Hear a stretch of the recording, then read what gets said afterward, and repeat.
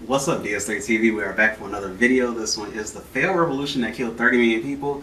It's recommended by somebody who told me that basically this is like Salmonella, but just a lower production type of thing. So, they make pretty. He said they make pretty good videos, so we're gonna watch. But yeah. So let's get into it, and also subscribe to the channel. Want to get down subscribers by my birthday, September 13th. And thank you guys for 993 subscribers. We are getting really close to getting it. And yeah. Talk to you guys. I mean, why say talk to you guys like I'm gonna end the video before I even play it? But yeah, let's get into it and play. I think we can all agree that running a country is a difficult job. I mean, people say that being a mother is the hardest job in the world, and that's just one person you gotta feed, bathe, and protect from accidentally killing themselves. Multiply that by at least a few thousand, and it becomes pretty clear why this is a role that only the most A few thousand could shoot a few million, if I'm being honest. qualified and esteemed members of society should hold. But still, leaders are human too, and unfortunately, they can sometimes be as ignorant, stubborn, and stupid as the average person. The only difference being, the average person isn't in charge of, in this case, 659 million people. Today, I want to talk about a leader who had a plan to bring prosperity to his country, only to fail miserably due to his arrogance and a lot of bad luck. So without further ado, let's talk about the failed revolution that killed 30 million people. Also, before the video starts, you should subscribe because, I need validation. That's about it. Honestly, makes sense. It makes sense. That's about it. Simple. Oh yeah. Also, I was thinking of doing some things like when I get to 1,000 subscribers, like maybe making some merch. Maybe some face masks, something like that. But yeah. Anyway, back to the video. The main character of the story is this guy, Mao Zedong. Now unless you're a 3-year-old who somehow ended up here after. I'm just gonna say this. Mao Zedong is the least known about. During that time of Stalin and Hitler, he actually killed way more people than, it shows in the title. But yes, he killed way more people than Hitler and Stalin. But he kind of got a skirt off like a pass about that. I guess I don't know why. After binge watching nursery rhymes for 7 hours, in which case you should comment mommy's credit card details for some epic Fortnite V-Bucks. You might have heard of a small Asian country called China. It's pretty hard to miss. It's only the most populated country in the world. And Mao Zedong was the guy who started it all. He established the People's Republic of China in 1949, and he was its first leader. Now up till this point, China had been going through a whole bunch of civil wars and invasions, so Mao had a lot of work to do to rebuild this new country. Plus, in 1950, China spent a bunch of money fighting in the Korean War, and they were broke by the time it ended. But after all this, Mao had a plan. I forgot they actually fought in the Korean War. He wanted to be part of the cool kids club, with countries like the US and the UK. But he didn't just want to be like them, he wanted to be better. He wanted to reach their level of development and surpass them, using only the resources and skills his country had. I guess you could say that this new plan would really be a great leap forward. This was Mao's shiny new plan to transform China completely. At this point, China's economy was mostly just agriculture, so Mao's plan was to industrialize the country while at the same time making their farms more efficient. It was ambitious, and unsurprisingly, it would take a massive overhaul to make it work. Mao's first step was to establish a complete government monopoly on agriculture. That meant that the government would control all the production and sale of food instead of the farmers themselves. Now the thing about people is that they're not very open to strangers suddenly waltzing up. That's also what I don't understand. Like, I don't think people understand this about, like, communism.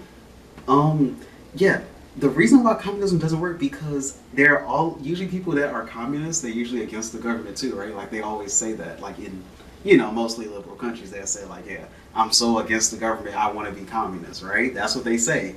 But they don't understand that the government literally controls everything in their life if it's a communist government.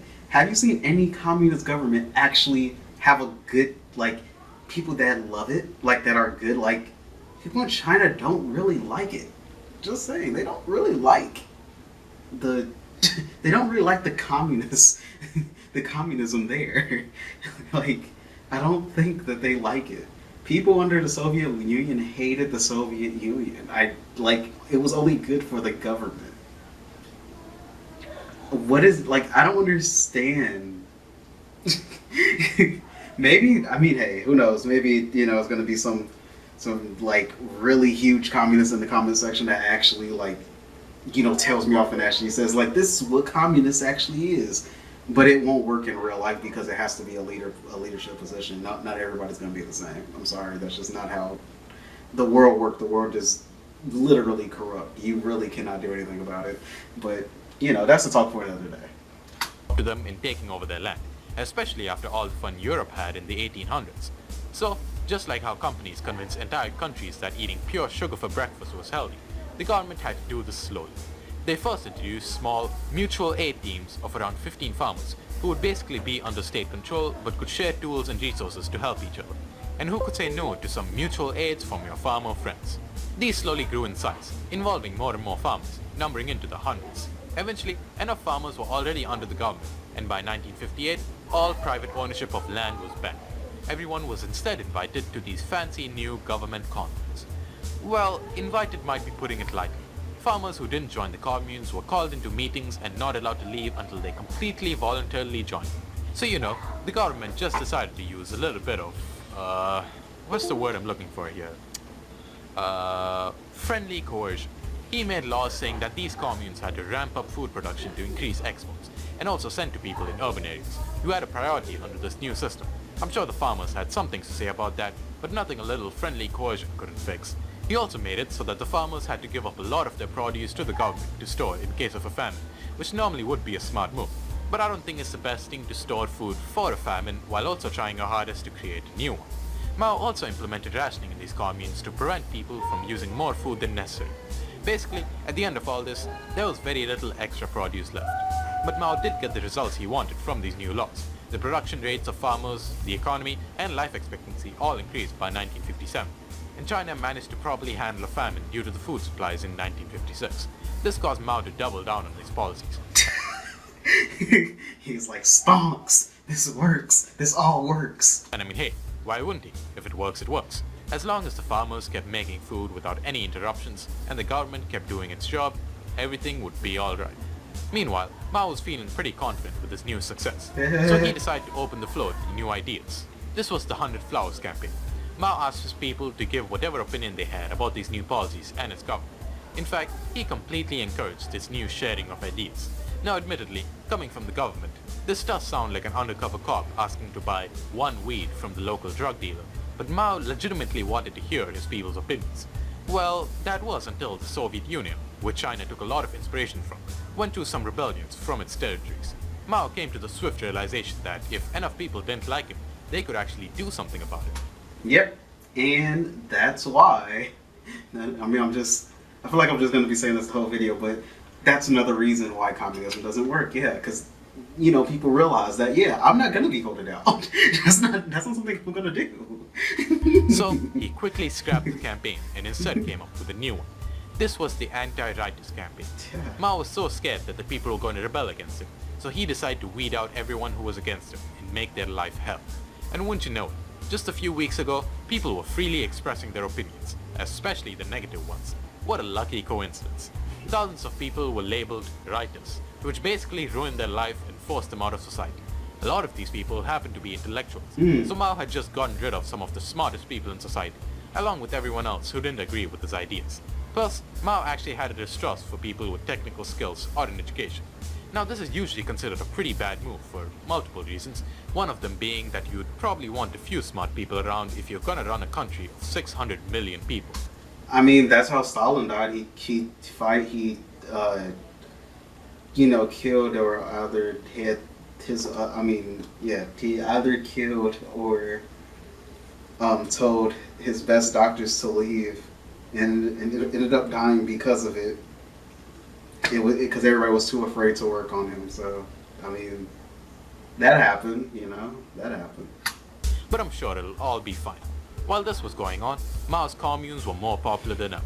By 1959, thousands of communes were set up, all full of farmers who just needed a little bit of friendly coercion to make the right choice. These communes were basically like cities and had their own schools, hospitals, and government.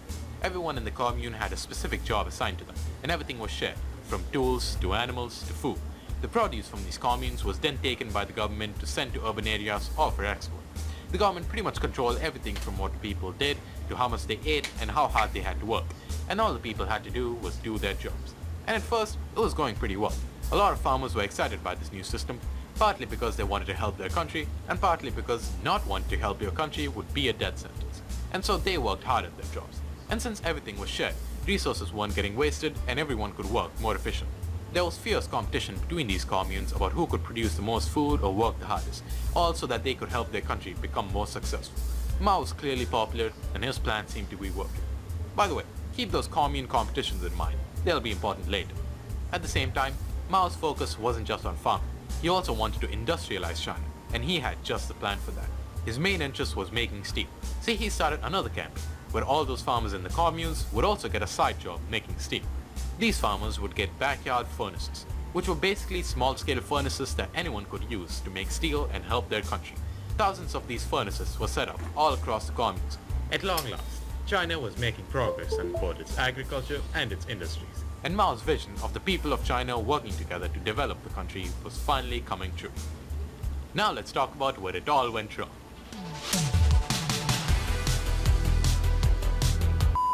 First, let's talk about the backyard furnaces. Now, you can't deny the fact that Mao really believed in his people. Unfortunately, thoughts and prayers aren't exactly a good substitute for metalworking experience. Although Mao thought otherwise, the farmers in the communes had no idea how to make steel, especially since Mao had just gotten rid of all the smart people. But they were dedicated, so these farmers went all in, smelting as much iron ore as they could get their hands on. When they couldn't find any more, they just used any other source of iron they had, like pots, bicycles, and even farming equipment. They used coal as fuel, but when they ran out of that, they used whatever they could get their hands on. 10% of China's forests were cleared to get fuel for these furnaces, and they even ended up using doors, coffins, and anything else made of wood. But again, these guys had no idea what they were doing. All this effort and these resources only resulted in the most crude and useless form of iron, called pig iron. This was brittle and needed a lot more processing to be turned into actual steel. Processing that, surprisingly, a bunch of farmers with zero experience couldn't just do in their backyards. Mao fully believed that technical knowledge and skills were unnecessary, and all you needed was dedication. And the people smart enough to know that wasn't true were also smart enough to keep their mouths shut. But this was the least of the problems facing Mao's campaign. You guys remember the communes? Well, unsurprisingly, they weren't doing too good either. Just like the backyard furnaces, Mao also expected a lot from these communes. The leaders of these communes were always in fierce competition with each other, and they set insane targets for their farmers, like doubling or even tripling production rates, all so that they could be Mao's favorite. These leaders forced their farmers to work long hours and tried loads of new techniques to hopefully increase production, like dumping loads of fertilizer on some land and hoping stuff grew there. Unfortunately, farming is a lot more complicated than that. If only there were smart people around who could help them out here. Mao also decided to build large-scale irrigation systems for these farms, but these too were poorly planned and rushed. And trust me, when you're dealing with transporting large amounts of water, you do not want to mess up. These projects ended up killing thousands of villagers, most of which were farmers who were already overworked from the communes. But what if, despite your more scientific efforts, your commune still wasn't producing enough food? Well, as a great man once said, you can always use the advanced technique called lying. The leaders of these communes felt that if they didn't meet and exceed expectations, they'd also be labeled a righteous. And so, they just provided Mao with some fake numbers to make him happy. And I mean, what's the worst that could happen? The farmers were farming, the leaders were leadering, and nobody has to know a thing. But like many great people in the past, Well, the people are gonna go hungry. there was only one thing that could ruin their plan. Taxes. Remember how Mao's government was taking a lot of produce from the communes for export? Well, turns out, if you tell Mao that you've got a lot of food, he's going to expect a lot of food. And you're gonna have to give it to him. Tax rates across these communes were increasing, while actual food production rates were heavily decreasing. But since the leaders kept lying about how much food they were making, this left the actual people with very less food for themselves. And this supposed success was heavily advertised, which further increased competition among the communes. Plus, since a lot of the farmers were busy making the very useful iron in their furnaces, they didn't have as much time to farm, further reducing food production rates, meaning that the farmers had basically nothing. But still, things would still be okay, as long as the farmers still kept producing food with no interruptions. Quick detour Keyword, no interruption. for a second. During all of this, Mao also launched another campaign, this one called the Four Pests campaign. Mao wanted to get rid of pests that carried diseases and caused harm, and one of the animals he wanted to eradicate was sparrows. Now these birds might look cute on the outside, but they have a dark secret. They eat food. Specifically, the food that supported the Great Leap Forward. So of course, Mao decided to get rid of them. This was a nationwide effort that involved killing sparrows, destroying their eggs, and even making loud noises to prevent them from resting.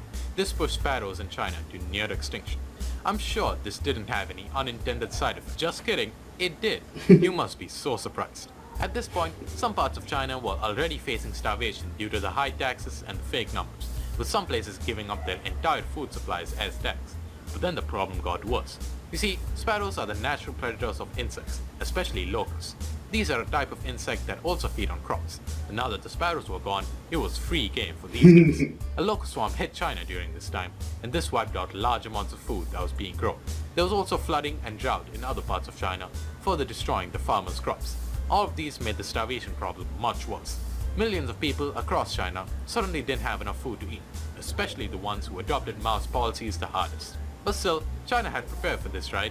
I mean, all that tax they were collecting was being stored in case of a famine, right? Right? No. No. No. No. Well, the thing is, I think we can all see by now that Mao wasn't very good at taking advice and admitting he was wrong. Even though China was facing unprecedented starvation, Mao wasn't ready to admit that he was wrong. During this whole time period, China was still exporting food to other countries, despite not having food themselves, just so that they could pretend that everything was okay. In fact, multiple countries offered Mao help to stop the famine. Japan offered 100,000 tons of food to help out, but Mao refused, just so that he could show everyone that he was right. Mao tried to find every excuse to put the blame of the famine on someone else, from not believing that there was starvation to accusing the farmers of hiding food, all while he kept doing business and selling food to other countries. So, the famine kept going. What started off in the countryside now was a national problem, as people everywhere just didn't have food to eat. People were reduced to eating leaves, soil, and whatever else they could find to stop their hunger. There were even reports of cannibalism in some places due to the famine, all while their leader pretended that everything was okay. While this was going on, it wasn't like the people didn't speak up.